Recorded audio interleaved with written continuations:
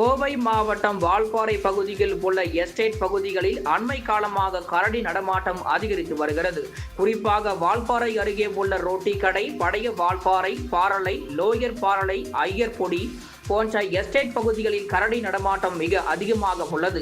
இந்நிலையில் வால்பாறை அருகே உள்ள லோயர் பாரலை தேயிலை தொழிற்சாலைக்குள் நுழைந்த பெரிய கரடி ஒன்று அங்கு வேலைக்கு சென்ற தொழிலாளர்களை தாக்க முயன்றது. இதனால் அச்சமடைந்த தொழிலாளர்கள் கையில் வைத்திருந்த குடைகளால் கரடியை விரட்டினர். இதனிடையே ஐயர்பாடி எஸ்டேட்டில் உள்ள டேனியல் என்பவரின் வீட்டின் முன் அறையில் கரடி ஒன்று படுத்து ஓய்வெடுத்துக் கொண்டிருந்தது.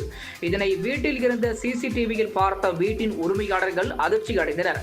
பின்னர் ஜன்னல் கதவுகளை தட்டி சத்தம் எழுப்பியதை அடுத்து கரடி அங்கிருந்து சென்றது. இச்சம்பவங்கள் பெரும் பரபரப்பையும் அதிர்ச்சியையும் ஏற்படுத்தியுள்ளது.